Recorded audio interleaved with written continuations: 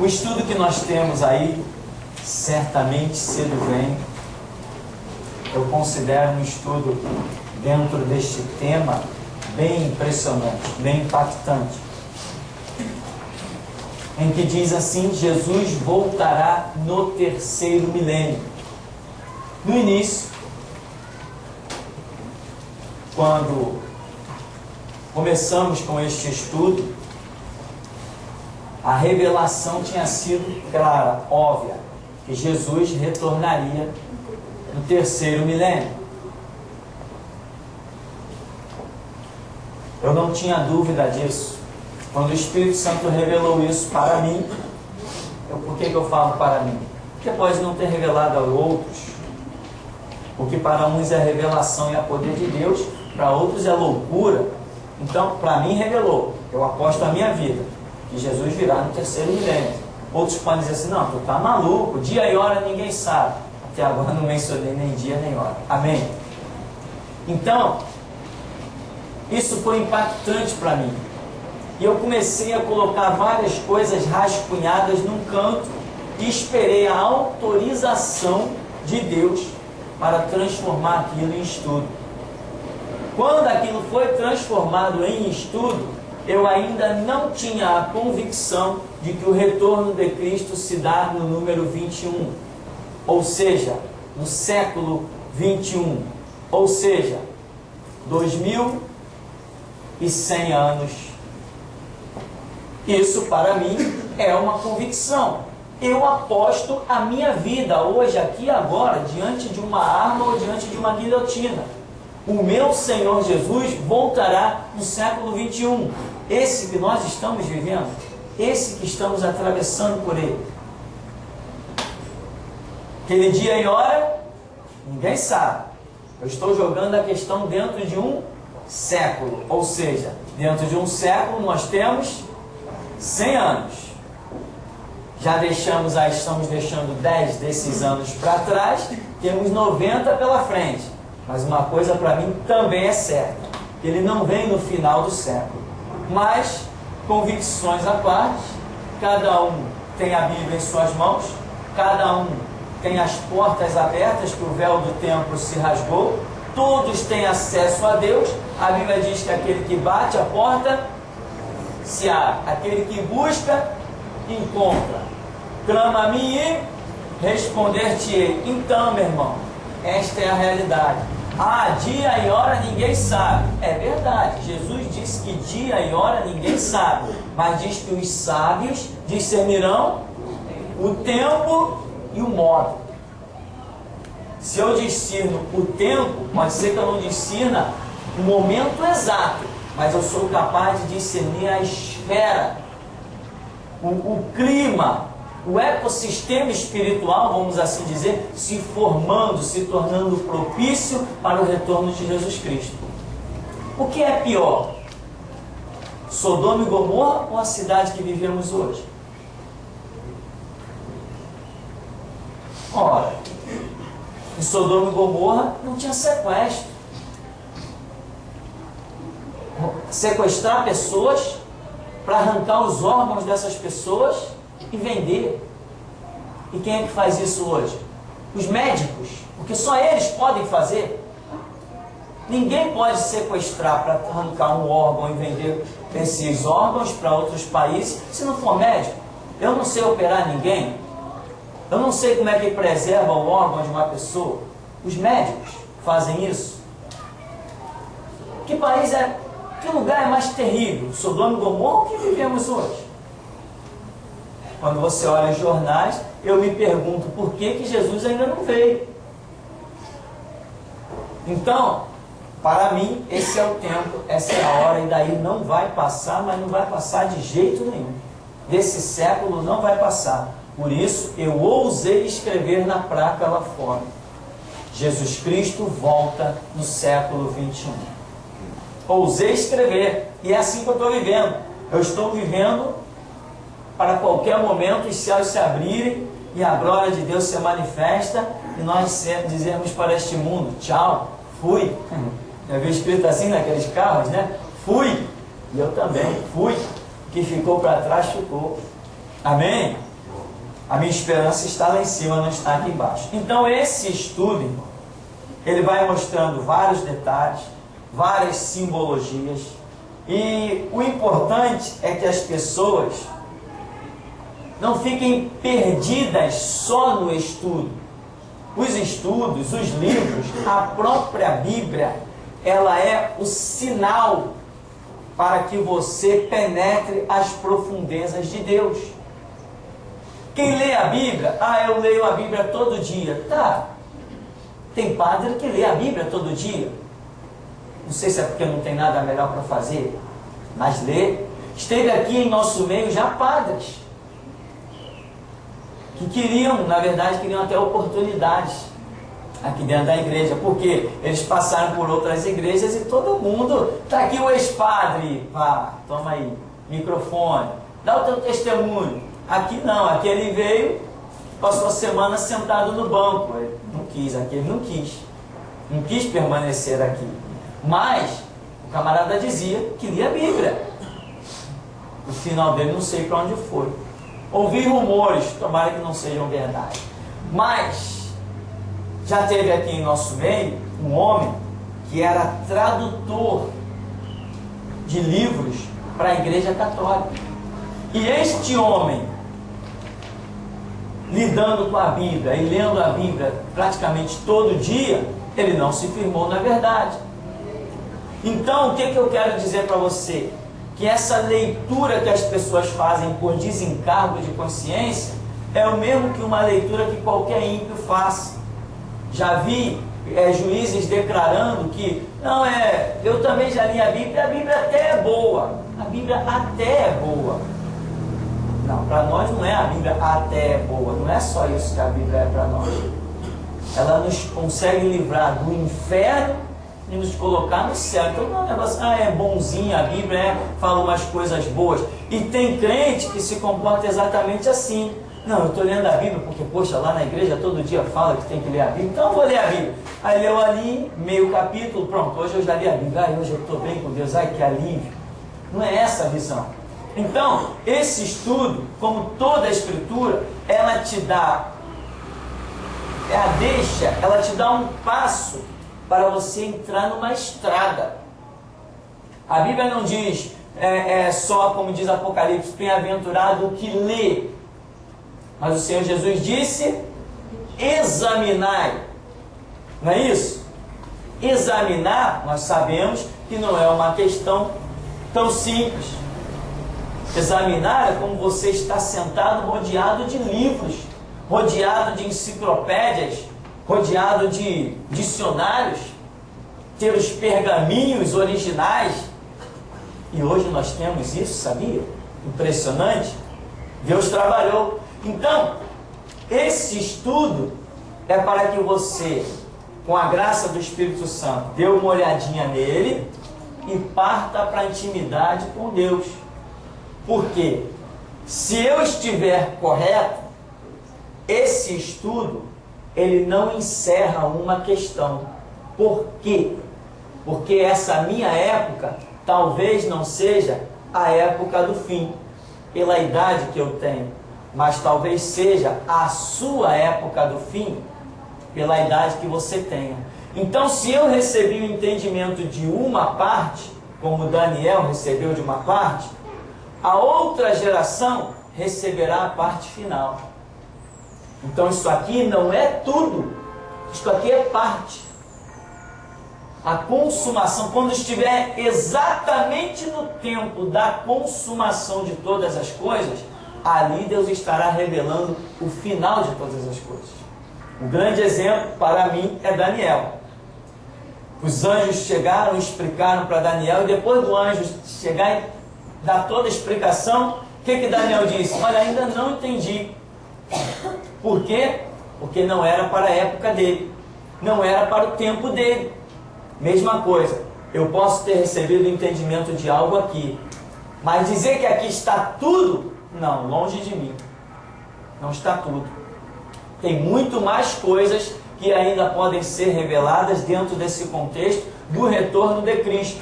E uma coisa que me tem chamado muito a atenção é que Jesus falou que o servo que não vigiar não vai discernir o tempo do retorno do seu senhor. Não é isso que diz a parábola? Que o servo que não vigiar será pego de surpresa. Se está dizendo que o servo que não vigiar será pego de surpresa, então também está dizendo que o servo que vigiar não será pego de surpresa. Ou não está? Claro que está. Sem dúvida que está. Você está dizendo, quem olha para o céu vê as estrelas. Ou então, automaticamente, quem não olha para o céu não vê as estrelas. Você está dizendo, o servo que não vigiar será pego de surpresa. Então eu entendo que o servo que vigiar não será pego de surpresa. Ainda que Jesus não revele o dia e hora do seu retorno. Ainda que não seja dia e hora. Mas que ele vai mostrar as proximidades, o clima, a formação de todas as coisas, isso ele vai. E hoje nós, geração Jesus Cristo, temos discernido um tempo muito especial que as outras igrejas não discernem. Quando as pessoas me ouvem falando mal das igrejas, eles até rejeitam a pregação. Não, que isso? Falando mal das igrejas? Esse título eu não abro mão dele. Esse eu não abro mão. Hoje mesmo eu estava falando com Jesus sobre ele. Esse eu não abro mão, esse é meu. Esse eu não abro mão. Eu sou o homem que fala mal das igrejas. E acabou a história, doeu quem doeu. Eu não abro mão desse título. Então veja bem, hoje nós discernimos um tempo que é o tempo propício para a manifestação de Cristo. Apostasia. Depois que nós começamos a denunciar o universal como tempo satânico, agora tem na internet até comunidades. Iurde satânica, tem até comunidades, não fui eu que fiz. Mas quando eu pela primeira vez falei que a universal era um templo de Satanás, só faltaram vir aqui me matar, me pregar na cruz ou me jogar na guilhotina. E eu continuei, eu insisti. Eu continuei falando que era um templo satânico, que Edir Macedo tinha pacto com o diabo. Eu continuei. Hoje, você vê na internet, está todo mundo falando, mas quem começou fui eu. Então, hoje nós estamos discernindo o tempo da apostasia. E o mais brilhante para discernir o tempo da apostasia, você tem que discernir os apóstatas. Se você não discernir, uma coisa está ligada à outra. E hoje nós conseguimos denunciar os grandes nomes do Evangelho como apóstatas. Silas Malafaia, Guilhermino Cunha, Miguel Ângelo, Benihim, Billy Graham. Os grandes nomes do Evangelho, apóstatas. Isso aqui, deixa eu te dizer, não é para qualquer um. Discernir estes homens como apóstatas, tem que conhecer Bíblia e tem que ter intimidade com o seu Senhor. Então, meu irmão, o discernimento desse tempo é que Paulo diz, olha, a volta de Jesus será precedida do anticristo, a manifestação do homem do pecado. Mas antes virá a apostasia. Aqui, nós estamos aqui, já chegou a apostasia. O próximo passo é manifestação do homem do pecado e nessas entrelinhas o arrebatamento. O anticristo reina por 7 anos. No final desses 7 anos vem a guerra do Armagedon. Então vem a manifestação de Cristo aonde? No Monte das Oliveiras. Nós estamos daqui para cá. Não estamos daqui para cá. Não estamos. Estamos vivendo o tempo da apostasia, em que as pessoas são convidadas para dentro da igreja para receber cenas de magia negra. Sabonete vermelho para lavar a alma, é a rosa ungida, é a pedra que veio do Rio Jordão, é a água que veio não sei da onde, é o banho da cachoeira, é passar dentro do túmulo de Lázaro. Já viram isso por aí? O túmulo de Lázaro agora, só se for para ficar sepultado lá dentro. né? É a porta da prosperidade. O camarada constrói uma porta de madeira, põe ela toda bonita, joga um manto vermelho por cima dela, a porta da prosperidade. Isso é a apostasia, em que Paulo diz assim: a apostasia é qualificada da seguinte maneira: a apostasia não é simplesmente pessoas que largam a fé. Não é isso que a Bíblia diz. A Bíblia diz que a apostasia são pessoas que largam a fé, dando ouvidos a doutrinas de demônios. Não é simplesmente a pessoa largar a fé e ser tipo um desviado, viver a sua vida. Não. Ele larga a fé, mas ele dá ouvido a doutrinas de demônios. Isto é a apostasia. E o que são doutrinas de demônios?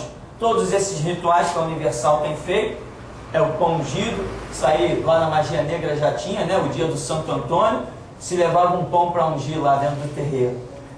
A aliança política é doutrina de demônio. Se você ainda não estudou isso, vai ter oportunidade de estudar, que nós temos aula de história da igreja que não vai mais parar neste lugar. Então você se esforce para ser alvo destas ministrações. Tem muitos livros aí que falam isso, e nós nas aulas vamos elucidar para vocês. Então, aliança política é doutrina de demônio. Você já deve ter visto Silas Malafaia, né? Votem nesse aqui. Esse aqui é o homem de Deus. Esse aqui promete e cumpre. E o homem de Deus que ele está apresentando é o principal defensor da bandeira do homossexualismo. E por aí vai. Então, meu irmão, esse é o tempo que nós estamos vivendo. A apostasia. Então, qual o degrau que falta? A qualquer momento, a aliança com os judeus vai trazer o anticristo ao cenário mundial. Aliás, que se você tem internet e está por dentro dessas informações todas do que está acontecendo ali no Oriente Médio. Então, daqui para frente surge o anticristo, arrebatamento da igreja. Depois de 7 anos do reinado do anticristo, Jesus se manifesta para pôr fim à guerra do Armagedon. Isto é o inabalável da Escritura. Isso é o que já foi revelado. Agora, as pessoas têm que discernir o tempo que estão vivendo. Se estamos na apostasia, o que a igreja precisa? Restauração. Aí é o período que nós estamos repetindo isso.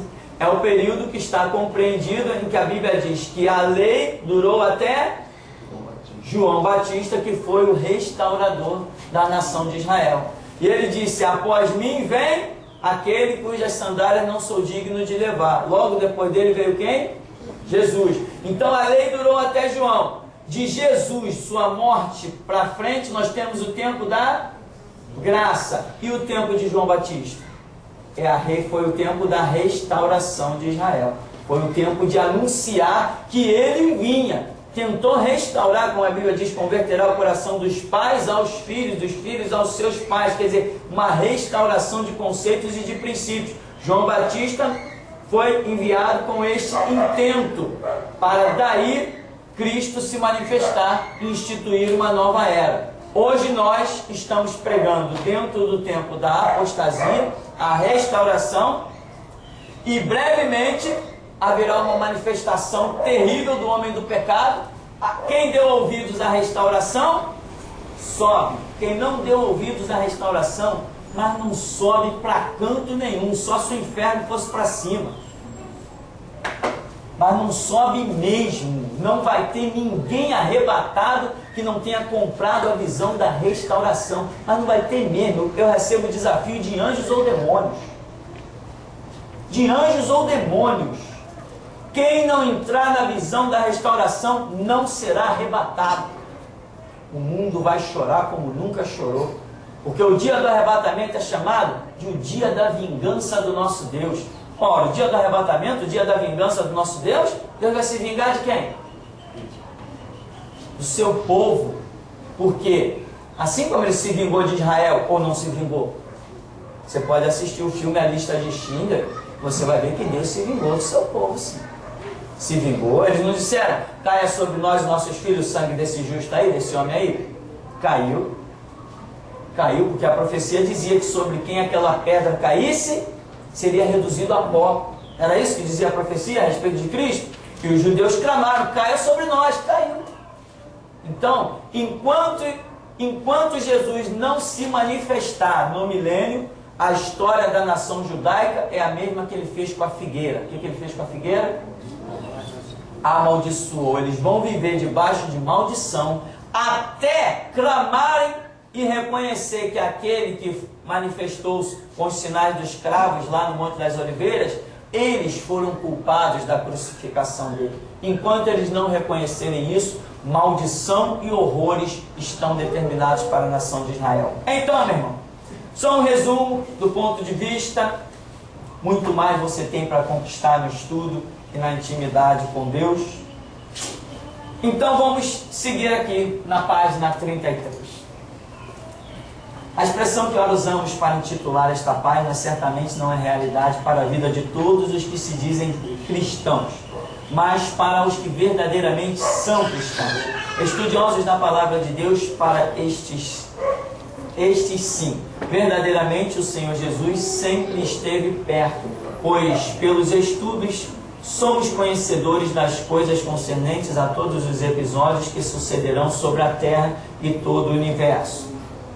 Quando questionaram o Senhor Jesus a respeito da sua volta e do fim do mundo, este apresentou a resposta não com fatos da cronologia humana, daquele dia e hora ninguém sabe senão o Pai, mas sim com o propósito espiritual do Pai, ou seja, quando o Evangelho fosse pregado no mundo inteiro. Só um detalhe aí para falar um pouquinho sobre a volta de Jesus propriamente dita, porque as pessoas confundem o que? Arrebatamento, né? Em que a igreja sobe, com volta de Jesus quando ele desce. A volta de Jesus não é a nossa ida para ele. Isso se chama arrebatamento da igreja, é uma coisa completamente diferente. A volta de Jesus é a manifestação do Espírito Santo apresentando a noiva ao noivo. Gentios, ou até judeus que se tenham tornado igreja. Igreja, vamos generalizar nesse instante, igreja. Mas a volta, a descida de Cristo, não é para gentio nenhum. Os gentios, ou seja, que são os gentios que não fazem parte da nação de Israel, os gentios que eram de Cristo subiram no arrebatamento. Os que ficaram não são mais de Cristo. Quem era de Cristo foi no arrebatamento. Quem ficou deixou de ser. Porque se estivesse no prumo da palavra e do propósito de Deus, teria ido. E você sabe, a Bíblia mostra, e tantas coisas mostram, que uma multidão vai ficar aí. Vão lamentar, tem hinos inspirados contando, né? Onde está aquele povo barulhento. Muitos desviados vão voltar para a igreja vai estar lá. O templo vai estar lá. O que eles vão fazer da vida? Sei lá. Então, o arrebatamento leva a igreja, leva os gentios. Ou, se algum judeu se tornou verdadeiramente igreja, ele tem essa chance também, ele vai subir. Mas a volta de Jesus é a descida de Cristo no Monte das Oliveiras para dar livramento à nação de Israel. Então, quando a nação de Israel contemplar Jesus descendo no Monte das Oliveiras, isto é esse termo que nós acabamos de ler aqui, ó. Diz que Jesus apresentou a resposta não com fatos da cronologia humana, daquele dia e hora ninguém sabe senão o Pai, mas sim com o propósito espiritual do Pai, ou seja, quando o Evangelho fosse pregado no mundo inteiro. Isso aqui, essa resposta, quando o Evangelho fosse pregado no mundo inteiro, ela é uma resposta. Você vai ler o texto bíblico, você vai ler o estudo com calma e você vai entender. Quando o Evangelho for pregado no mundo inteiro, os discípulos fizeram duas perguntas. Qual foram as duas perguntas que os discípulos fizeram? Senhor, que sinal haverá da tua vinda, ou da tua volta, e do fim do mundo? Talvez na cabeça dos discípulos estivesse acontecendo o que acontece hoje na cabeça de vários cristãos, que a vinda de Cristo e o fim do mundo sejam a mesma coisa. Mas longe disso, mas muito longe disso, nada a ver com isso. Quando Jesus retornar aqui no Monte das Oliveiras, daqui o Evangelho, né, ele vai implantar o milênio, então o Evangelho será pregado no mundo inteiro. Aí ele diz que o Evangelho será pregado no mundo inteiro, então virá o fim. Então, a manifestação de Cristo não é o fim do mundo. O mundo, depois que Cristo se manifestar, ainda subsistirá por mais 1000 anos. 1000 anos do reinado pessoal de Jesus Cristo, proveniente do trono em Jerusalém. Depois ele diz, depois que o Evangelho for pregado no mundo inteiro, virá o fim. É nesse período de 1000 anos, com Jesus reinando pessoalmente, que o Evangelho será pregado no mundo inteiro. Hoje não será mais. Jesus, já prevendo a queda da igreja, já sabia que a igreja ia fracassar. 2000 anos de história foi dado para a igreja, e a igreja fracassou, não conquistou o mundo, e ainda mais, entregou o seu reinado para o diabo, quando fez aliança com a política. A igreja conquistou, vamos assim dizer, né? Depois que ela conquistou, ela entregou, ela fez alianças. E essas alianças, logicamente, excluíram Jesus. Porque o nosso Deus não faz aliança com ninguém. Ele é Senhor. Você já viu alguém que é Senhor fazer aliança? Ele é soberano. Você já viu alguém soberano fazer aliança? Ele é o Todo-Poderoso. Você já viu o Todo-Poderoso fazer aliança? A única aliança que ele fez foi a aliança do seu sangue para resgate da humanidade. Ele fez uma aliança com o próprio sangue dele. Quem quiser ser remido e lavado no seu sangue, vai ter dentro da soberania dele a salvação. Quem não quiser, meu irmão, está fora e acabou a história. Então, esses detalhes são importantes para que quando você esteja lendo, você possa compreender. Arrebatamento é uma coisa, volta de Jesus é outra, e fim do mundo é outra. No milênio, como é que vai se dar o fim do mundo? Temos entendido pela Escritura que no final do milênio, Satanás será solto novamente. Vai reorganizar os seus exércitos, porque mesmo depois de Cristo reinar 1000 anos, ainda assim vai ter gente insatisfeita, e o diabo vai ser solto novamente, para provar aqueles que nasceram no paraíso terreno que foi o milênio. E o diabo vai continuar, vai conquistar novamente corações para recompor o seu exército maligno e vai marchar contra Jerusalém. Mas quem está reinando em Jerusalém? Jesus. E aí a Bíblia diz que há uma grande guerra? Claro que não. Cai fogo do céu e consome os inimigos. Aí cumpre-se o que Jesus disse: o céu e a terra passarão. Apocalipse 21 diz: eis que vejo vir a nova Jerusalém, né? Vejo essa nova Jerusalém.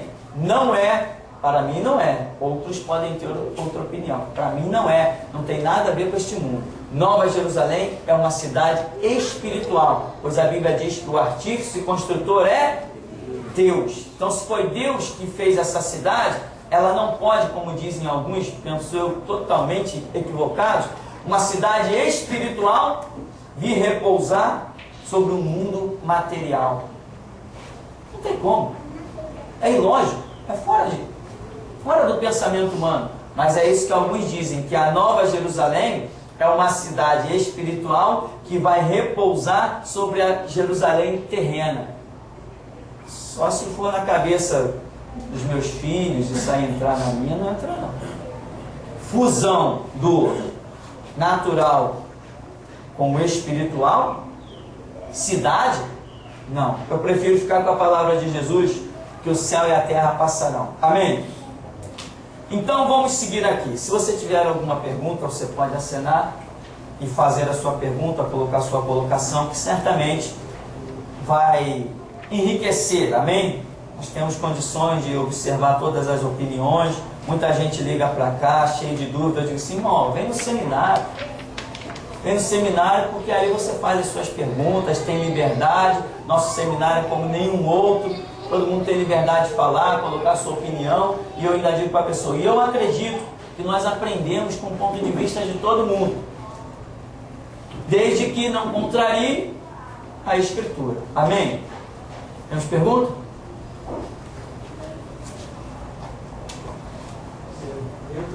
Não, aí o Salmo 2 então encaixa bem nisso aí, é isso? Sim, o Salmo 2 realmente é o que o senhor está falando, né? Eu creio que sim. Eu creio que o Salmo 2 justamente fala do implante do milênio, em que a Bíblia chega a usar a expressão deixai-vos instruir juízes na terra. Né? Quer dizer, deixai-vos instruir juízes da terra. Ora, os juízes já são os instruídos. Quem vai instruir os juízes? Eu creio que essa expressão ela é bem clara para o milênio, em que nós, servos de Deus, conhecedores da Escritura, estaremos instruindo os mais, vamos dizer, renomados senhores da sociedade mundial. Eles terão que ouvir conosco, terão que aprender o que é reino de Deus, porque quando, depois da guerra do Armagedon, Jesus se manifestar, o mundo vai continuar habitado. Jesus não vai destruir todas as pessoas do mundo com a sua manifestação lá no Monte das Oliveiras, não. Ele vem implantar o milênio, traz, para mim não há controvérsia, para outros há, ele traz parte da sua igreja, ele traz inclusive os apóstolos, que já tinham essa promessa, nós vimos essa promessa na Escritura, ele traz os apóstolos, ele traz parte da sua igreja, espalha a sua igreja pelo mundo, para pregar o Evangelho, para preparar o mundo para o fim, propriamente dito, como ele menciona. Então, o Salmo número 2 mostra que os juízes da terra precisarão ser instruídos. Nós não sabemos exatamente como vai ser essa administração. Exatamente nós não sabemos. Mas uma coisa é certa, que a autoridade não será mais os juízes. Não será mais a PM. A autoridade não será mais o exército nem a aeronáutica. Se hoje já não são perante a igreja, imagina no milênio com Cristo, depois da manifestação em que ele destrói no vale do Armagedon todo mundo simplesmente com o resplendor da sua glória. O Espírito Santo vai estar de uma maneira tão sobrenatural na nossa vida, que se alguém intentar qualquer coisa com palavras, a gente neutraliza. Em Apocalipse 3:3 diz que se a gente vigiar, nós saberíamos o tempo. Eu queria saber se é dia e hora ou se é tempo e modo. Apocalipse 3:3. Nós vigiarmos. A vigilância é completa, né? Como eu já mencionei, uma das parábolas que Jesus cita aqui. Nós temos que vigiar para discernir tudo. A igreja é aquele povo que sabe o futuro. Deixa eu te dar uma notícia bem triste, irmão. Se você não sabe o futuro, você não é igreja. Você pode aceitar essa palavra? A Bíblia é um livro que fala das coisas futuras? Você tem que saber o futuro, que a Bíblia está revelando o futuro. Apocalipse não fala do futuro? Mas eu não entendo Apocalipse. Não entende porque não está se dedicando devidamente. Porque a própria palavra Apocalipse significa o quê? Revelação. Não é revelação que ninguém entende? Que besteira Deus dar um livro desse, já que ninguém entende. A questão é que Deus só derrama água sobre o sedento. Entende? Então, só para concluir aqui, você tem que saber o futuro. Porque o Espírito Santo, a Bíblia diz que não há Deus como o nosso Deus, que desde o princípio ele já anuncia o fim. E ele anuncia o fim aonde? Na sua palavra. Você tem a palavra dele aí na sua mão? Então eu acredito que você tem que saber do futuro, você tem que saber do fim. A parte aí, deixai-vos instruir, juízes da terra, vai lembrar aquela passagem de Cristo com Nicodemos, que ele disse que é nascido da carne é carne, que é nascido do Espírito é Espírito. Então, A sabedoria desses juízes é carnal, a nossa é espiritual. Então, eles serão instruídos na sabedoria do Espírito, que é a nossa sabedoria. Exatamente. Deixa eu dizer mais uma coisa para você. Segura aí na cadeira.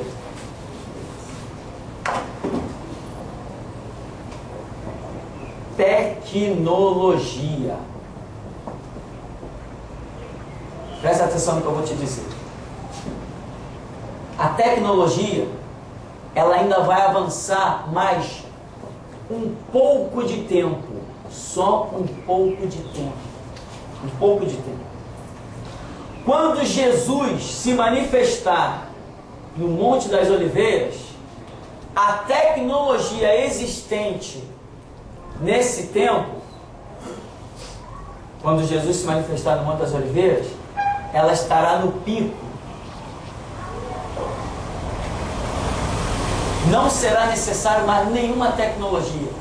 Tudo que nós precisamos para pregar o Evangelho no milênio será inventado até a manifestação de Cristo. Dali para frente, meu irmão, todo mundo vai ter que se dedicar ao estudo do Evangelho. Será uma imposição. A Bíblia diz que Jesus regerá as nações com cetro de ferro. Ferro. Jesus vai ser um ditador. Sabe o que é um ditador? Não é um ditador opressor. Não, opressor é outra história. Ele será um ditador. Ele será inflexível, mas não será opressor, mas será um ditador. Então, a tecnologia existente nessa época vai ser o bastante. TV, rádio, internet e tudo que está sendo inventado nesses dias, você deve ter reparado que o avanço tecnológico deu cada pulo fora do comum.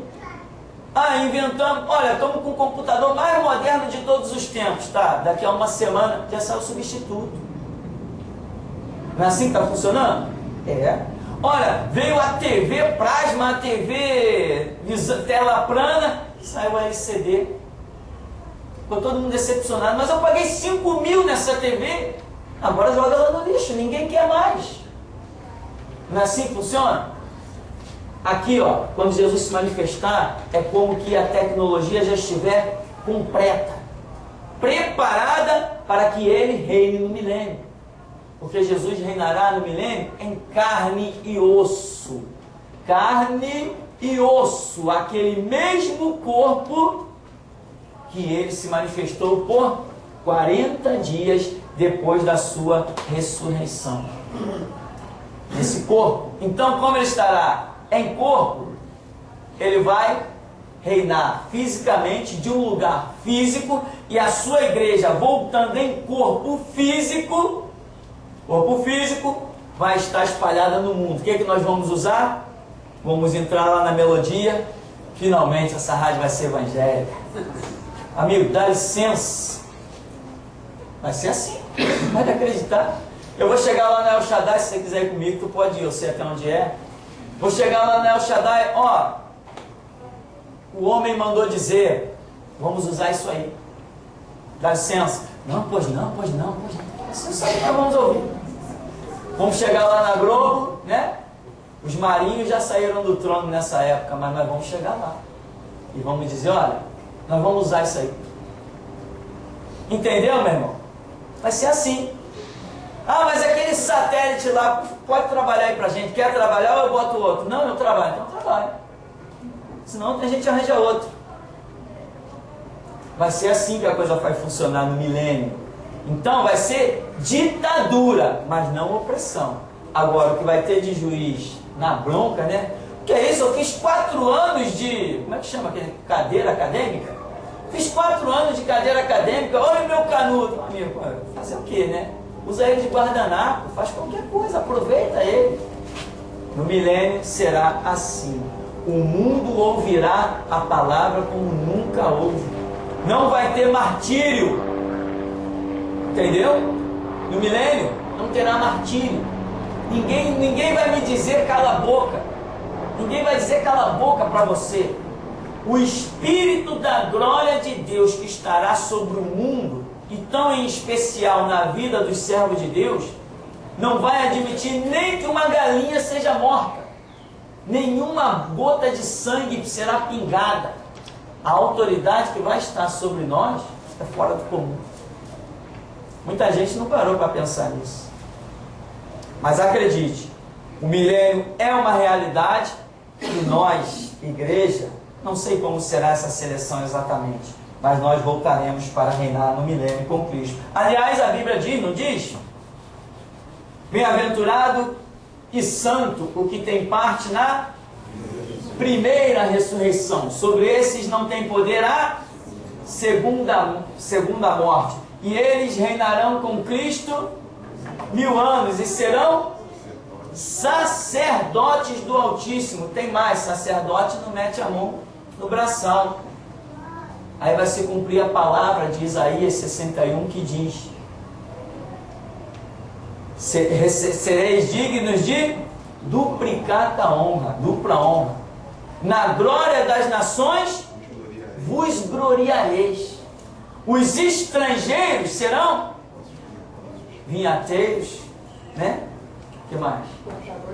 Cortadores de lenha, agricultores, e seja lá o que for. Mas vós sereis sacerdotes do Senhor e ministros do nosso Deus. Aquilo que Jesus queria implantar desde o princípio que chamou uma nação, eles fracassaram. Isso será implantado no milênio. Será implantado no milênio com quem? Na igreja. Esse detalhe que eu quero que você entenda. Com quem isso será implantado? É aí que eu falo. Quem voltará no milênio?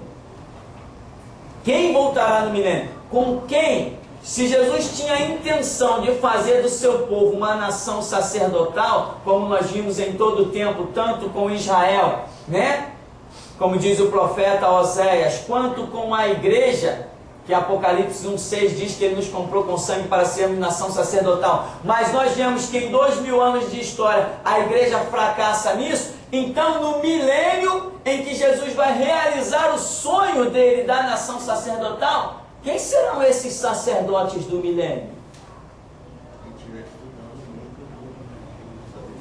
Esses sacerdotes do milênio, meu irmão, são aqueles que foram catados, ó, um ali, outro aqui, outro ali, outro lá, para reunir uma massa, para poder vir aqui com a autoridade que deveria toda a igreja ter tido, mas foi encontrado em meia dúzia.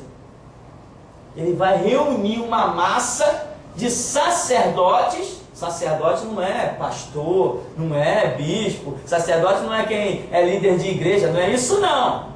Sacerdote é quem teve ousadia, valentia, conhecimento, apostou a vida, cumpriu o seu propósito. Isso é que é sacerdote. Então esses sacerdotes voltam no milênio, porque no milênio Jesus vai precisar de gente para fazer o que a igreja como um todo não fez. Saber o seguinte, como que nós, no milênio, vamos decidir quem é, se realmente é Jesus ou o anticristo? E está escrito que o Satanás será solto nesse período também? No milênio, no final do milênio.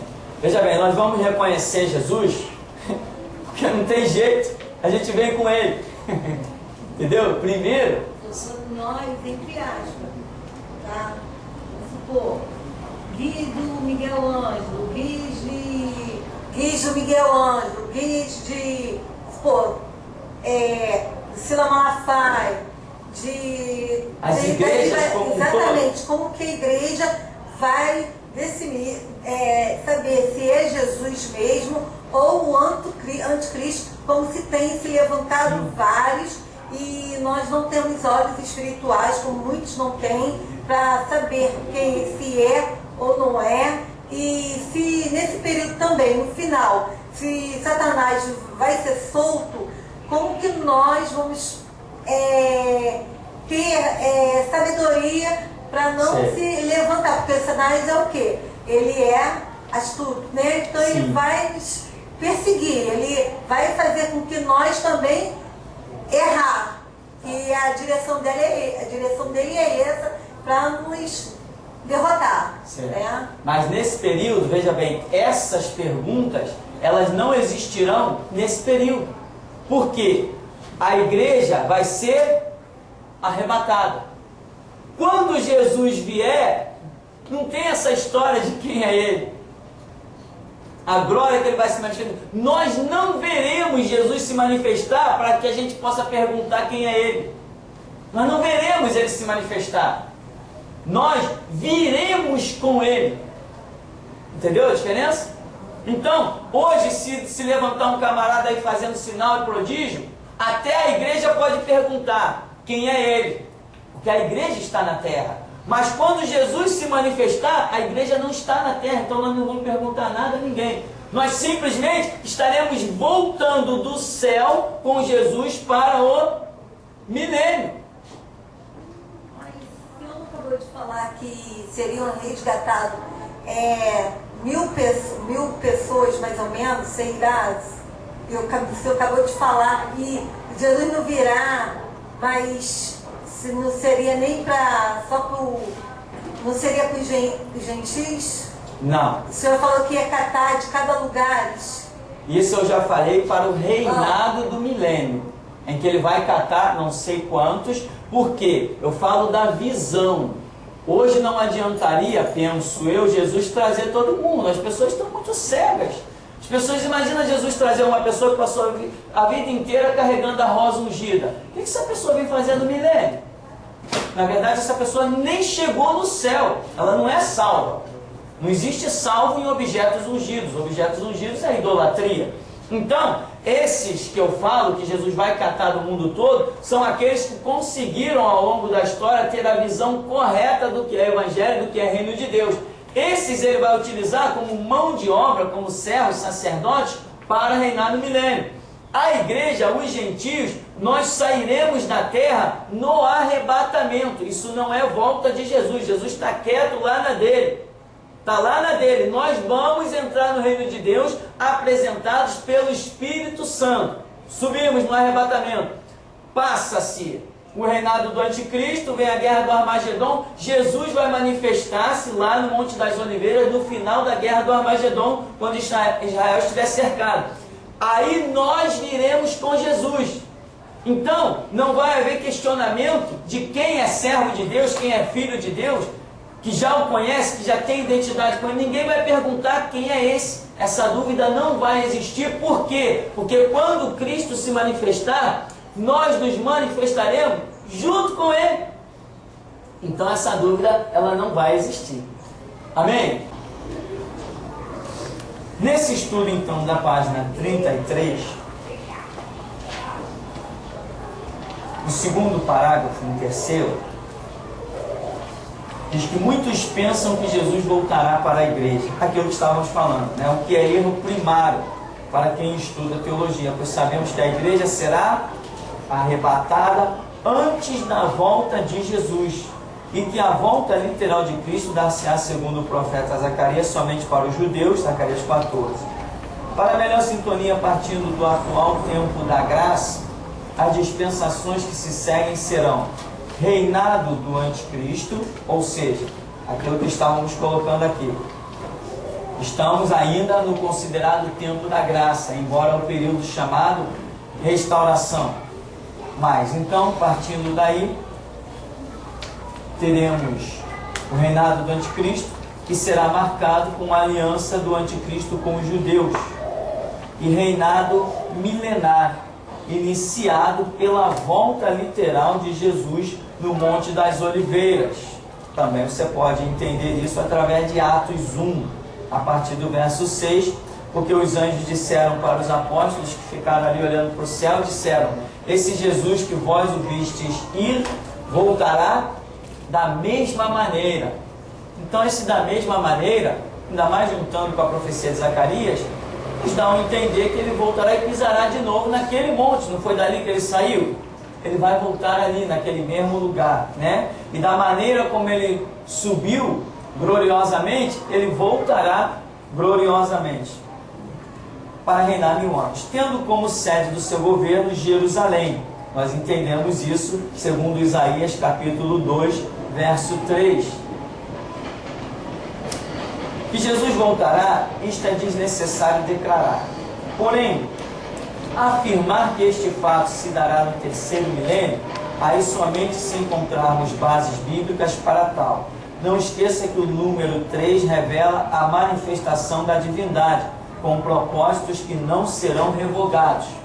É isto que significa o número 3, manifestação do espiritual. Talvez aí esteja querendo tipificar Pai, Filho e Espírito Santo, mas biblicamente o que vemos é o 3 trazendo a manifestação do sobrenatural, do espiritual. E isso é aplicado até na própria manifestação do anticristo, que é um reinado maligno, mas espiritual. E ele é tipificado pelo número 666, 3 vezes o número 3, o número 6. O número 6 tem o seu significado e Deus joga ele repetido 3 vezes, demonstrando que verdadeiramente o diabo vai estar reinando sobre a humanidade. Tem muitos outros detalhes, logicamente.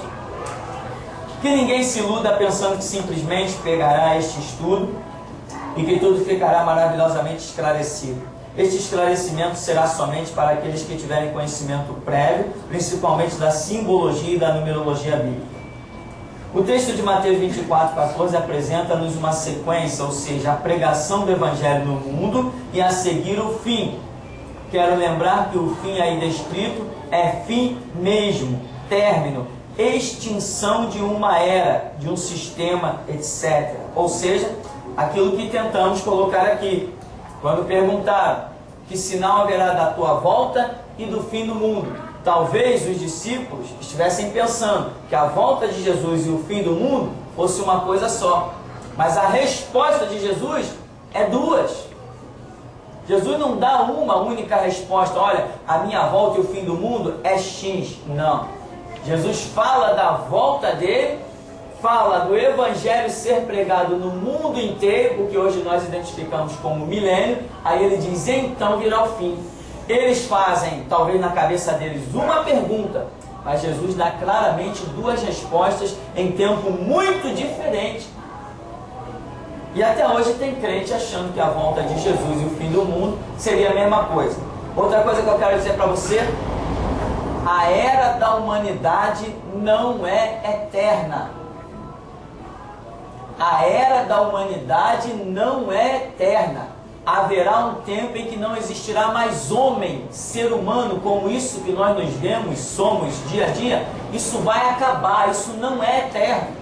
Isso tem fim já, no calendário de Deus já está marcado dia e hora para pôr fim a isso. A humanidade não é eterna. O eterno que somos é aquele corpo que será revestido do incorruptível, do espiritual e que não habitará neste planeta.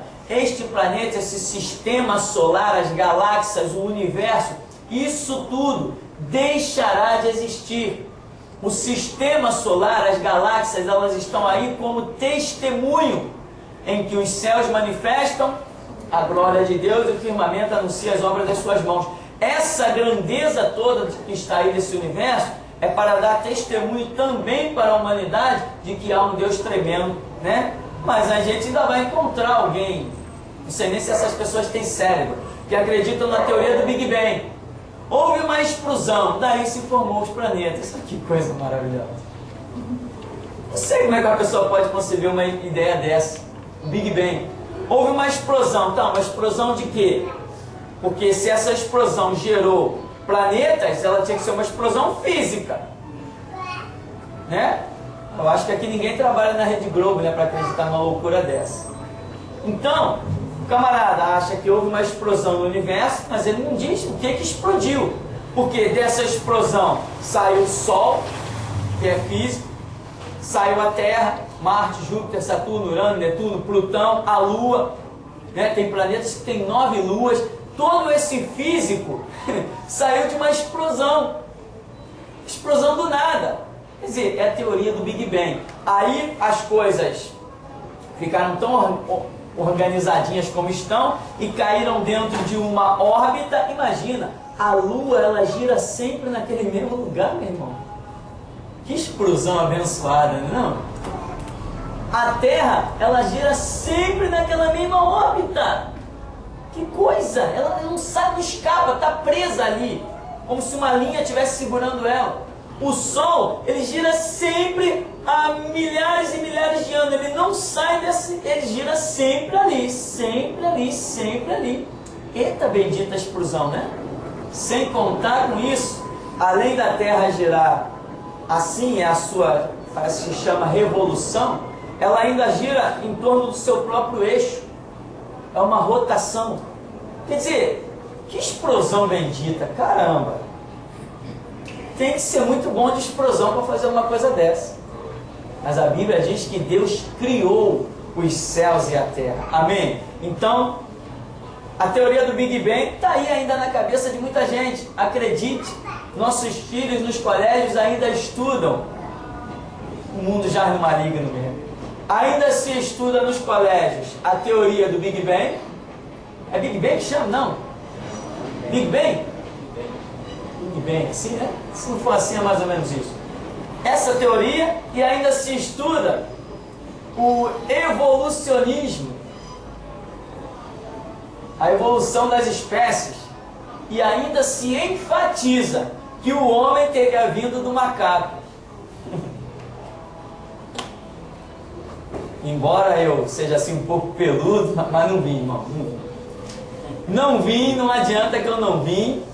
Meu pai e minha mãe eram outros, não tem jeito. Mas nossos filhos estão no colégio estudando isso. Uma coisa completamente atrasada em que a própria ciência já desmente. Mas os currículos escolares ainda jogam isso. Por quê? Porque o mundo jaz no maligno. Então, seguindo mais um pouquinho, agora quero explicar, ou melhor, lembrar aos estudantes de teologia, que após a implantação do milênio, aí sim o Evangelho será pregado no mundo inteiro. Cristo estará reinando pessoalmente. Apocalipse 19:15, né? Diz que ele estará reinando pessoalmente. Contudo, após este período, Satanás será solto mais uma vez, Apocalipse 20, e reorganizará seus exércitos novamente contra Jerusalém, sendo que desta vez Cristo estará no trono. Daí então cairá fogo do céu na chamada batalha final. Este é o fim mencionado em Mateus 24:14, uma última batalha após o milênio, né? Lá no final do milênio. Ou seja, quando Jesus disse, então virá o fim, esse fim aí está se referindo a esse período depois do milênio. Claro, porque antes do milênio não tem fim. O fim nós só detectamos na Escritura depois do milênio. Ali a Bíblia não mostra mais nenhuma dispensação adiante. Tudo que Deus mostra nas dispensações, ele vai até aquele final do milênio. Dali para frente a Bíblia não mostra mais nada. Então eu não posso admitir nenhum fim antes do próprio fim do milênio. Porque a Bíblia ainda fala do milênio. Não diz, reinarão com Cristo 1000 anos. Não é no céu. Se vão reinar com Cristo 1000 anos, não pode ser no céu. Tem que ser na terra. Por quê? Quem arrisca? No céu não existe tempo. Se foi especificado um tempo, o assunto é terra, não pode ser céu. Porque lá no céu, se alguém está reinando com Cristo como sacerdote, se entrou no céu como sacerdote, será sacerdote eternamente. Porque as coisas depois que entram lá são imutáveis. Por que Satanás não tem perdão? Porque o ato de rebelião dele se deu lá, na eternidade. Então, aquilo que nós, por isso Jesus falou, juntar tesouro no céu. O que nós conquistarmos e adentrarmos no céu com isso, isso nos seguirá eternamente, é imutável. Mas Jesus disse que haverá um grupo que reinará com ele 1000 anos. Se só vai reinar 1000 anos e depois essa posição vai ser destituída, então essa posição não é no céu, ela é na terra. No céu não tem sacerdote, ou melhor, no céu só existe um sacerdote. No céu não tem subsacerdote nem auxiliar, mas não tem mesmo. Aqui na terra tem. Sacerdotes do Altíssimo na terra, auxiliares de Deus na terra. como escreve Apocalipse, ao anjo da igreja na terra. Todas essas posições espirituais nós temos aqui na terra. Lá no céu é galardão, é outra história completamente diferente. Mas a posição de sacerdote demonstra uma superioridade. Não demonstra? Na terra demonstra. Na terra demonstra uma posição diferente. Mas lá no céu, essa posição diferente não está vinculada a sacerdócio. Ela está vinculada a quê? A galardão. Entendeu? Então, são coisas, acredite, muito diferentes. Então, quando a Bíblia diz reinarão com Cristo 1000 anos, não é no céu, definitivamente não pode ser no céu, tem que ser na terra. Então, após esta brevíssima introdução, vamos aos textos que provam que o Senhor Jesus Cristo voltará nesta terra neste terceiro milênio. Se no começo, meio e fim, isto veremos com o que dizem os textos bíblicos, mas que será neste milênio, isto é certo. O primeiro interessante fato é que os judeus estão no ano 5766, parece que agora já pularam mais um pouquinho, né? Porque não podemos crer que no ano 6000 do calendário judaico alguma coisa possa acontecer, né? Quer dizer, quando os judeus entrarem, penso eu, quando eles estiverem, vamos dizer, o que seria dentro do ano 6000 da contagem deles, dos judeus, 6 é o número do homem. Esse 6000, pelo calendário judaico, pode mais uma vez estar tipificando, na verdade é o que os judeus estão esperando. Quem já viu entrevista com os judeus, principalmente a internet está cheia delas, e alguns documentários, eles estão aguardando Yoshua HaMashiach. Aliás, Yoshua HaMashiach não, estão aguardando HaMashiach, o Messias. Mas não Yoshua, porque Yoshua é Jesus. Então eles estão aguardando o Messias. Estão lá todos empolgados, preparando as talhas, preparando os adornos do templo, estão confeccionando todo o material para que o templo seja erguido, porque eles estão esperando Jesus brevemente para vir reinar com eles, implantar o reinado sobre a terra e reinar com eles, dando privilégio à nação de Israel. Coitado deles. Mal sabem eles que só meia dúzia vai ficar de pé. O anticristo vai dizimar quase todo mundo. Zacarias capítulo 14, Zacarias capítulo 12, conta horrores que vão acontecer com a nação de Israel antes que Cristo se manifeste no Monte das Oliveiras. E Cristo se manifestará no capítulo 14. 14 é o número da restauração. Significa que antes foi tudo dizimado, foi tudo destituído, foi tudo arrasado. Então, ele virá e reinará sim com os judeus depois de restaurá-los, depois de ensinar-lhes o Evangelho, porque no milênio não vai ter nenhuma pregação de judaísmo. Se agora ela já não vale, que dirá no milênio. Jesus é o sacrifício eterno. Se ele é sacrifício eterno, o judaísmo não tem mais vez. Porque o judaísmo ele se baseia numa lei de sacrifícios. Então o judaísmo não tem mais brecha, não tem mais razão de existência.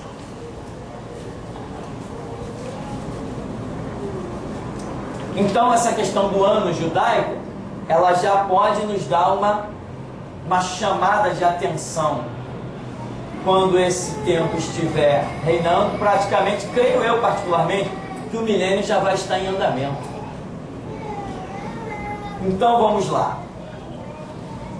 Sabemos 6 é o número que representa o homem, e o Senhor estará reinando em carne, como homem, pois também em Lucas sua genealogia é remontada até Adão, e o próprio Senhor ali se intitula Filho do Homem.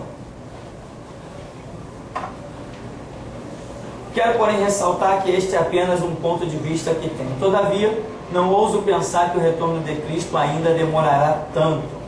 Quando Israel foi incrédulo quanto às narrativas dos espias na questão da terra prometida, lá em Números 13, Deus determinou que por cada dia lhes daria 1 ano de castigo.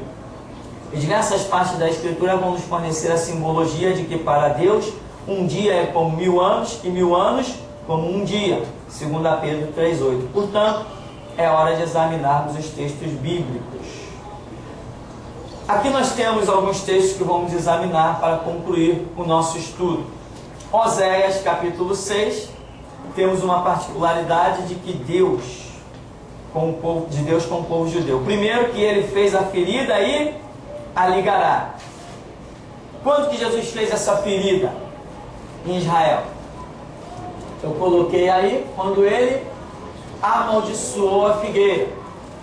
Se ele amaldiçoou, é como uma ferida. E quem pode restaurar de uma maldição? Ninguém, se não for o próprio Deus, porque se ele amaldiçoou, essa ferida é eterna, enquanto ele não quiser sarar. Porque ninguém pode combater o que ele determina. E ele determinou que por Israel prevaricar e o negar, eles estariam debaixo de maldição. É a simbologia da figueira. A figueira representa a nação de Israel, desde Juízes até Apocalipse demonstra essa simbologia. Então Jesus disse: nunca mais nasça fruto de ti. E os discípulos viram que a figueira secou, murchou, secou, acabou. Então Israel hoje está debaixo de uma maldição, isto é, uma ferida. Quem fez essa ferida? Deus. Deus fez essa ferida. E só Ele ligará. Quando que Ele ligará? Ou seja, quando que Ele vai restaurar, curar? Quando Ele implantar o milênio de novo e reinar a partir da nação de Israel. Então diz, depois fica revelado que depois de 2 dias e ao terceiro dia, ou seja, estes 2 dias são 2000 anos consumados, porque diz depois. Porém, o terceiro dia é o terceiro milênio em meio, durante, ao qual Cristo voltará, onde é dito, viveremos diante dele, judeus remanescentes e gentios que retornarão, segundo o Apocalipse. Né? Judeus remanescentes, aqueles que permaneceram lá de alguma maneira, guardando algum conceito que agradou a Deus, não vamos entrar nesses detalhes agora, mas os gentios também retornarão. Isso vai se dar, o reinado milenar vai ser com essa base, de judeus restaurados e gentios que retornarão com Jesus Cristo. Gentios que retornarão. Nenhum dos gentios que estiverem aqui vão tomar parte nesse início de reinado. Gentio, qualquer gentio que estiver no mundo, está desclassificado e desqualificado. Vai precisar que eles sejam pregados o Evangelho. E tem mais.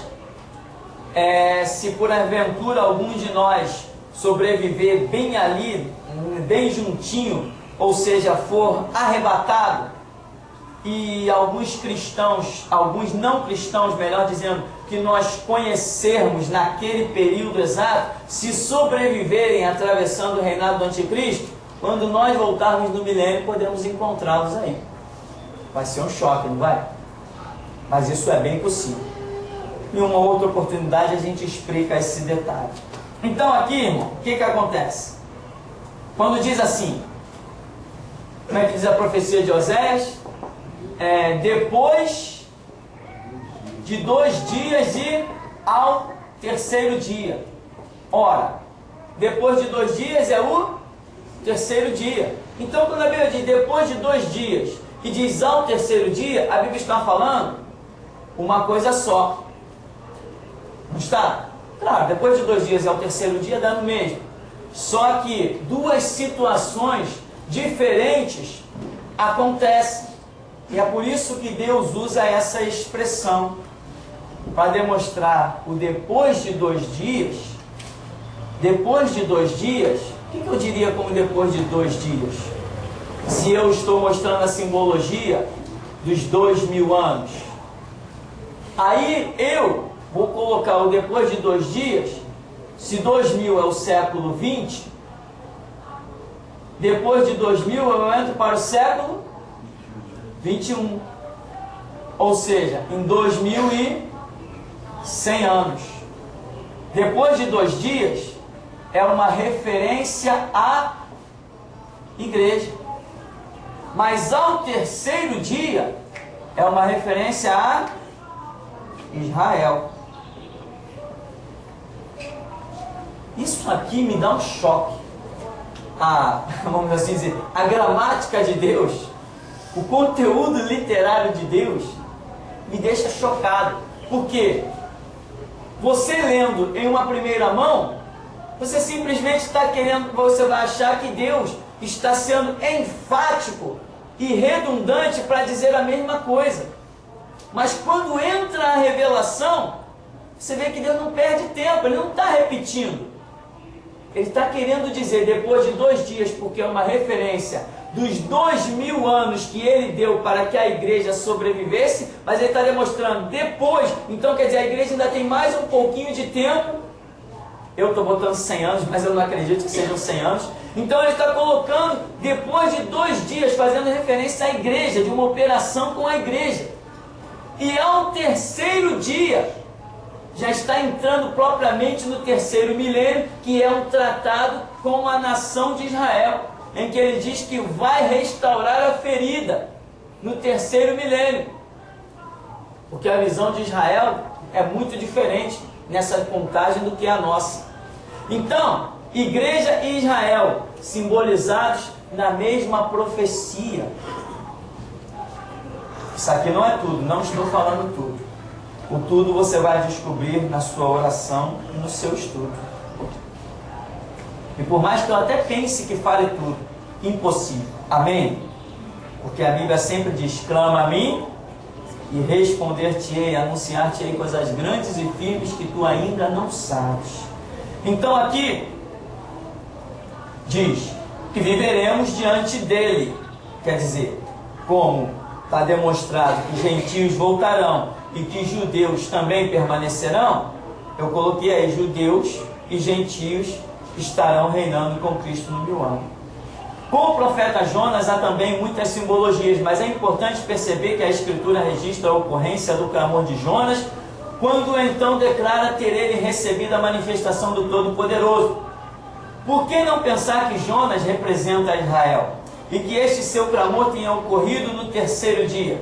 Sendo este pensamento muito aceitável, por que não aplicar a simbologia deste 3º dia com o 3º milênio, quando os judeus que foram lançados nos mares, nações, cercados de aflições, em virtude da guerra do Armagedon, clamarão pelo seu Messias? Aquela situação de Jonas, lembra? Engolido não por uma baleia, mas por um grande peixe. Mas não para isso por aí não, deixa os céticos continuarem a criticar, né? Uma baleia só passa uma sardinha na garganta, mas passou Jonas. Não na baleia, num grande peixe, amém?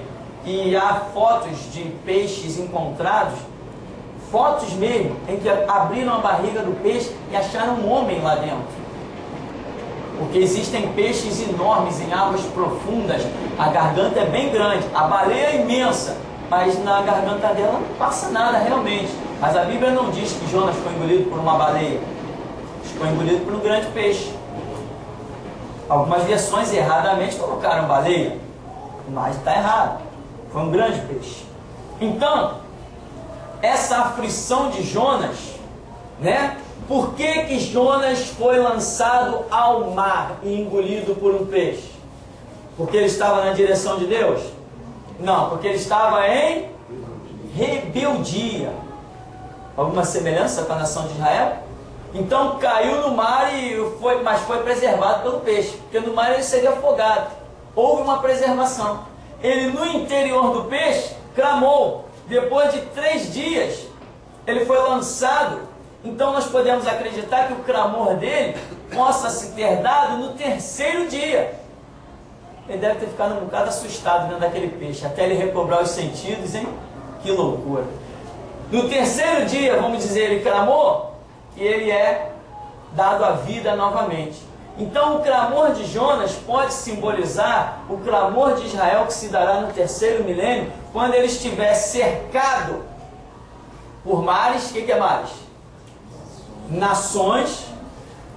E no 3º dia é aquele clamor que ele faz do Messias, porque a guerra do Armagedon, como diz a profecia, farei que todos marchem contra ti e saibam que eu te amo. A guerra do Armagedon vai estar cercando Israel de uma maneira sobrenatural. Isso aqui com Jonas está tipificando o clamor que a nação de Israel vai ter, mas também está demonstrando as aflições por que ela vai passar. Já pensou uma pessoa 3 dias dentro de um peixe? Que loucura! Deve Isso é uma coisa realmente fora do comum. Alguém quer ver a experiência aí? Aí depois volta aqui para contar como é que foi. Então, irmão, esse é um detalhe. Mais adiante, mais uma vez no Evangelho de Lucas, no capítulo 2, no verso 42, fala de Jesus com 12 anos. Sabemos que 12 significa a plenitude, é a ação direta do Todo-Poderoso, e neste caso profético é também a plenitude dos tempos. No verso 46 de Lucas, capítulo 2, fica evidenciado que Jesus foi encontrado ao terceiro dia. E diz que foi achado no templo, daí sairá o seu governo para todo mundo. Isaías 2,3.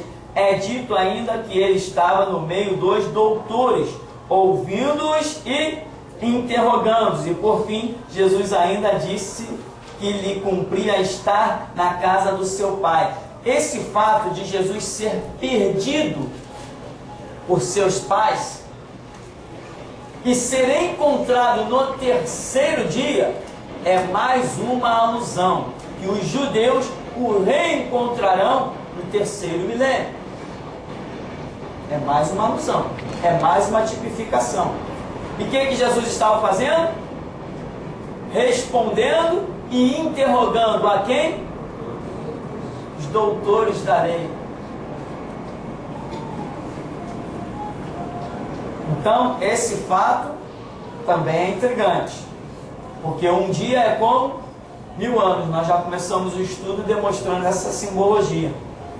Dentre os muitos sinais que provam que Cristo retorna neste terceiro milênio, o mais maravilhoso é o que está contido em sua própria pessoa, pois sabemos que o Senhor Jesus foi crucificado na sexta-feira e que o sábado seguinte era comemorado com 48 horas por se tratar da Páscoa.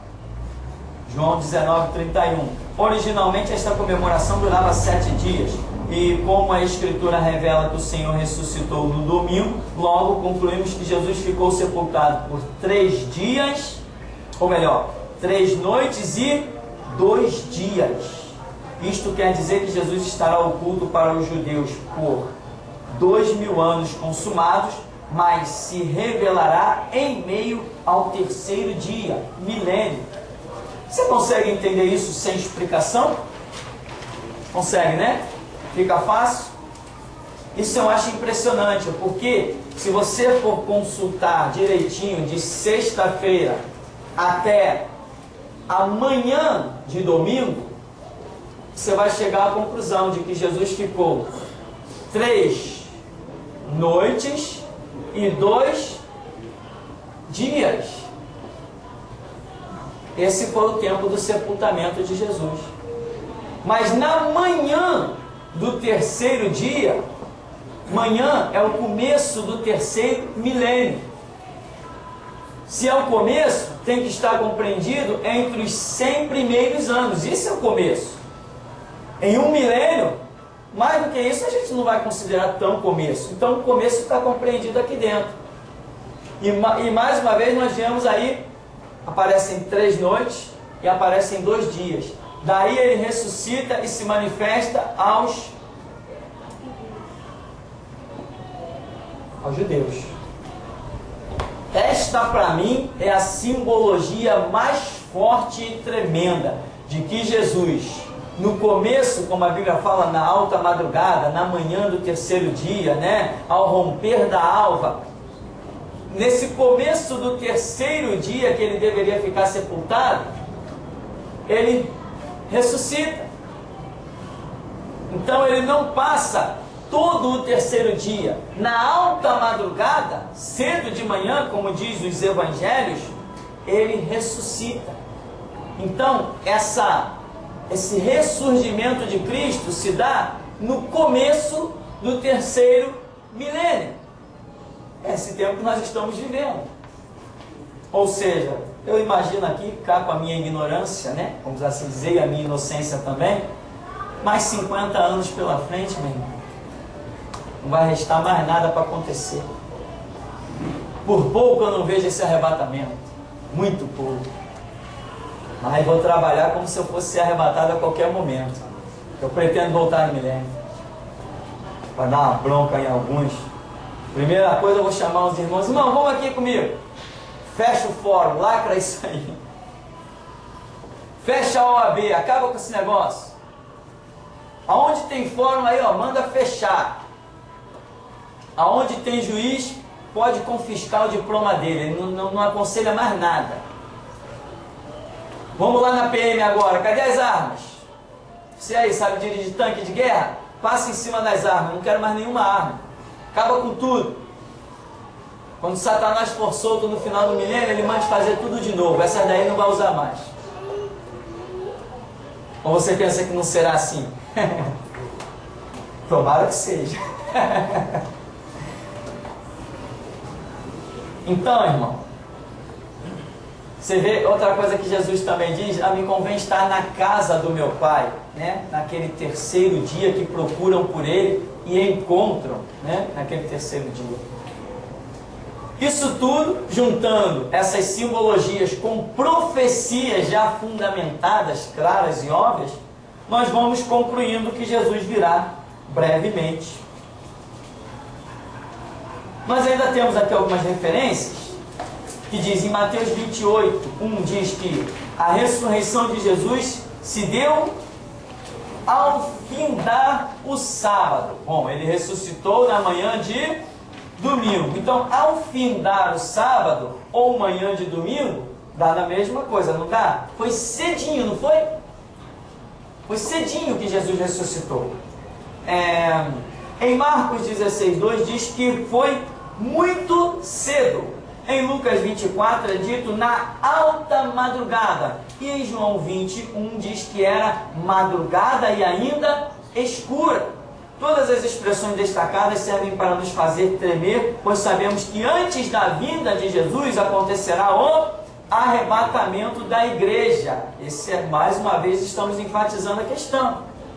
Se Jesus vem, Jesus vem, eu estou falando Jesus vem, não estou falando da igreja aí, eu estou falando se Jesus vem, e eu estou dizendo que isso está prestes a acontecer, mas antes que Jesus venha, primeiro se dará o arrebatamento, não sei, mais ou menos uns 7 anos antes da vinda de Jesus, se dará o arrebatamento. Então, se já é de tremer que a vinda de Jesus esteja tão próxima, é de tremer mais ainda que o arrebatamento está muito mais próximo. Mas espera aí, pastor, já passou 2000 anos, 2010 anos, a diferença aqui vai ser só 7 anos. Só que agora a nossa referência não é mais só 7 anos. Nós estamos dentro do século onde essas coisas vão acontecer e nós não sabemos quando elas vão acontecer. Eu sei que será no século, mas dentro do século eu não sei qual será o ano. Então a coisa é desesperadora para quem não está pronto. Para quem não está pronto. Esses estudos aqui já fizeram muita gente tremendo. Muita gente tremeu diante desse estudo aqui. Não é possível, tão perto assim. Uma vez tinha uma irmã na igreja batista que falou: irmão, eu estou orando para Jesus não voltar logo não. Agora que eu passei no meu concurso do Banco do Brasil. Se vê, a coisa é muito séria. Então, Jesus virá, eu tenho uma referência de 1000 anos para me orientar, então não é nada. Mas quando eu tenho uma referência de apenas 100 anos, está dizendo que ele virá cedinho, na alta madrugada, ao romper da manhã. Ou seja, meu irmão, podem botar o revólver na minha cabeça que eu não mudo a minha opinião. Jesus vem em 2100. Se eu tiver que morrer, eu vou morrer. Mas a convicção que eu tenho no meu espírito disso aí, Jesus vem agora, nesse século, em 2100. Então, meu irmão, quando que ele vem? Ele vem em 2040? Se ele vem em 2040, nós temos 30 anos pela frente. Com 30 anos, todas as nossas crianças terão que encarar o arrebatamento. Terão que ser revolucionários. Se não forem revolucionários, não participarão do arrebatamento. Vão ficar aí, para quem sabe, se perder a cabeça na guilhotina, alcançar a salvação. Então, olha o desesperador. Temos que preparar nossos filhos para serem mártires, praticamente isso. A coisa é muito séria. Não, mas Jesus não vem tão cedo, não vem daqui a 30 anos, é mesmo? Tá, vamos dizer que ele venha daqui a 50. Se seu filho tem 10 anos, você tem que preparar ele para ser o quê? Você escapa pela morte, é salvo. Mas ele só poderá escapar pelo arrebatamento. E o arrebatamento não vai ser para crente que no final de semana vai jogar futebol. É o que eu penso, né? É só o que eu penso, se assuste não. Aqui então, seguindo diz: acontecerá primeiro o arrebatamento da igreja. As expressões mencionadas revelam poucos instantes passados da meia-noite, que é a consequência da retirada daqueles que são sal da terra e luz do mundo. Ou seja, ao romper da manhã, ao findar do sábado, etc., logo de manhã bem cedo, ainda escuro. Ou seja, em que nós podemos nos sintonizar? Significa que a 0 hora foi acionada e logo a seguir aconteceu a ressurreição de Cristo, que nós estamos colocando como tipificação do seu retorno. Então, quando se deu a coisa? Logo após a meia-noite. Opa, eu já entrei em outra história. A Bíblia diz, Mateus 25, parábola das 10 virgens, que à meia-noite ouviu-se um grito. Peraí, se à meia-noite ouviu-se um grito,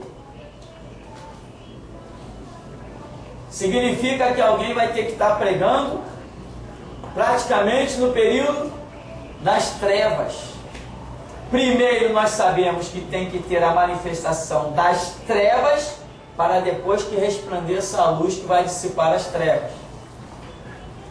Então, depois da meia-noite, houve a manifestação de Cristo. A meia-noite para nós significa reinado do anticristo. Então está certo, a sua ressurreição demonstra que a sua manifestação vem depois da meia-noite. E nós estamos caminhando dia a dia, estudando e aprendendo que a manifestação de Cristo será depois, logo após o reinado do anticristo. Ou seja, no final do reinado do anticristo, no final desses 7 anos do reinado do anticristo, chamado tempos abreviados, só 7 anos, Jesus se manifestará e o próprio Jesus é quem porá fim à guerra do Armagedon, que é uma guerra organizada por Satanás. Então quer dizer, diz uma das versões de João que Jesus se manifestou quando estava, diz aqui, na madrugada e ainda escuro. Se ele se manifestou na madrugada e ainda escuro, se ainda havia noite, significa que o anticristo ainda estava reinando. Então Jesus se manifestará quando o anticristo ainda estiver reinando. Beleza, é o que nós temos descoberto. É o que nós temos descoberto por outros caminhos. A simbologia da ressurreição de Cristo, para mim, eu dispensaria até todas as outras passagens bíblicas. Por quê? Talvez você lendo diga, não, é pouco. Mas para quando você recebe a revelação, quando você está lendo e o Espírito Santo está falando contigo, isso é diferente, você não precisa de mais nada. Você vê que hoje as pessoas dizem assim, não, nós não estamos sozinhos neste mundo. Existem milhões de galáxias iguais a nossa, com o Sol igualzinho, com planetas igualzinho. Estão até dizendo que existe objeto voador não identificado.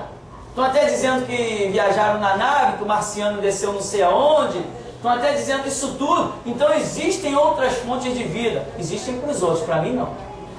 Porque comigo o Espírito Santo falou que não existe. Agora, se outros não receberam a revelação, cada um vai caminhar na fé que alcançou. Então, o camarada pode me dizer que baixou um OVNI ali na Praça Mauá. Não interessa. Que desceu um OVNI ali na Praça 11. Para mim, eu vou continuar morrendo dizendo que não existe vida em outro planeta. Que ele me falou. Se ele me falou, para mim é o bastante. Então, não é pelo muito necessariamente estudar, mas por você receber a revelação. Se você recebe a revelação, aí você caminha bem. Então, irmão, isso aqui não estou colocando ponto final, não. Tem muito mais coisa aqui que até poderia ser dita ou estudada, mas isso aqui entra apenas como uma base para que as pessoas vejam a realidade. Então, seguindo aqui. Sabemos que esta meia-noite é o reinado do anticristo, em especial o final chamado Grande Tribulação. Momento este em que para a nação de Israel estará sendo o pior de toda a sua história, pois estarão na guerra do Armagedon, cercados por todos os inimigos, Zacarias 12 e 14. Ou seja, é apenas a confirmação de que Jesus vem realmente juntinho da meia-noite, pois afinal é Ele quem porá fim à guerra mencionada. Apenas a título de lembrete, vou afirmar que quando o Senhor Jesus disse que se aqueles dias não fossem abreviados, nenhuma carne se salvaria, mas por causa dos escolhidos, judeus, Ele, o único que pode, abreviará tais dias. É sobre estes dias que Ele estava se referindo. Outra coisa que eu quero ressaltar para você, a título de entendimento de outras partes, é que quando a Bíblia fala escolhidos, está falando dos judeus. Nós, gentios, não somos classificados como escolhidos. Nós não somos classificados como escolhidos. E aí fica aprovado. Se ele não abreviasse aqueles de tempos, né? E diz que foi abreviado por causa dos escolhidos. E nós vemos que essa manifestação dele é exclusivamente para os judeus, provando que os escolhidos, o título de escolhidos é dos judeus. Nós temos muitos outros títulos, santos do Senhor, sacerdotes, um monte deles. Mas esse, a Bíblia é para identificar os judeus. Outro detalhe para muitos crentes se desesperarem é que, como se trata da volta de Jesus no milênio, estamos vendo que o milênio é representado por dia, observando que a ressurreição de Cristo deu-se tão cedo. Isto pode significar também que ele virá na parte inicial, não no meio nem no fim do milênio. Devemos tremer, visto o arrebatamento anteceder todas estas coisas. E a parábola das 10 virgens, Mateus 25, revela que não houve tempo para que todas se preparassem. Lembra disso? Não houve tempo. O crente que ele já não tem um prévio andamento seguro, uma base, quando chegar realmente a meia-noite dos tempos, muita gente não vai conseguir se preparar. Você vê que hoje tem pessoas que, Jesus não vem agora não, está lá no seu cargo, na sua oportunidade, nas igrejas, eu sou o tesoureiro, outros dizem, eu sou o pastor, não sabe ele que tinha que largar esse negócio de ser pastor e sentar no banco. Ele não é pastor nenhum. Homem, eu fui ungido. Ungido por quem? Pelo diabo. O diabo está ungindo um monte de gente. Eu prosperei. Prosperou, o diabo tentou oferecer o reino do mundo para Jesus. O camarada está se baseando em bases incertas, insólidas. Então ele está levando uma vidinha. Quando ele vê a realidade das coisas, quando ele vê uma igreja a minutos antes do arrebatamento, vamos assim dizer, arrebentando, ele vai querer se voltar para o meio dessa igreja. Mas será tarde, porque essa igreja que está pegando fogo, ela vem de uma base, ela vem de uma estrutura, ela não está pegando fogo porque entrou numa fornalha. Ela está pegando fogo porque ela mesma organizou as lenhas da fornalha. E aqueles que no final dos tempos quiserem se voltar para a voz da restauração, vai chegar uma hora que não vai ter mais tempo. Então alguns, como a parábola mostra, os prudentes se prepararam, tinham base, mas outros não teve tempo para eles. Quando eles foram comprar azeite, voltaram e ficaram a ver navios. O que Jesus disse para eles? Não vos conheço. Não vos conheço? Mas a Bíblia diz que era a parábola das 10 virgens. Então eles eram igreja. Mas Jesus disse, não vos conheço. Que eram igrejas fora de um propósito. Amém? Então, as passagens bíblicas do Salmo 30, Lamentações 3:23, Apocalipse 22:16, dentre outras, trazem-nos a simbologia de que a manifestação de Deus está muitas vezes vinculada ao início de um novo dia. Tá? Isso aí é outro detalhe, tá bom? Início de um novo dia. Quer dizer, esses 100 primeiros anos podem ser considerados um novo dia. Para mim são, mas... Então, Jesus pode se manifestar, segundo essas passagens bíblicas que estão aí, ele pode se manifestar a qualquer momento. Muitos e abundantes episódios poderiam ter sido acrescentados neste relato, estes, porém, são bastante para que saibais, creiais, despertais, sabendo que deste milênio a consumação não escapará. Bom, esse é o nosso estudo, um ponto de vista para despertar alguns, para entender a realidade da vida cristã, dos propósitos de Deus, que muita gente hoje está se preocupando em ser um santo, mas não está sendo um revolucionário. Tá? Você ser um observador da lei, isso pode até te fazer um santo, ser um observador da palavra. Mas uma coisa é você observar a palavra de Deus. Acredite nisso. E outra coisa é você cumprir o propósito de Deus. Você já não viu pessoas dizendo assim: olha, eu não roubo, eu não mato, eu não minto, eu não engano, eu não adultero, eu não defraudo ninguém, na minha empresa eu presto nota fiscal de tudo, eu sou o mais exímio cidadão. Ele é um santo, mas ele está fora do propósito mesmo assim. Amém? Deus acusou Israel de quê? Não acusou Israel: vocês são os ladrões, vocês estão roubando. Não, vocês são prevaricadores. Prevaricador é aquele que não leva adiante um propósito. Bom, que Deus nos ajude, né? Tenha misericórdia de nós. Vamos lutar, porque a porta do céu é estreita, muito estreita. Nossa hora já avançou, então vamos ficar por aqui, vamos estar orando. Avançou bastante. Distrair.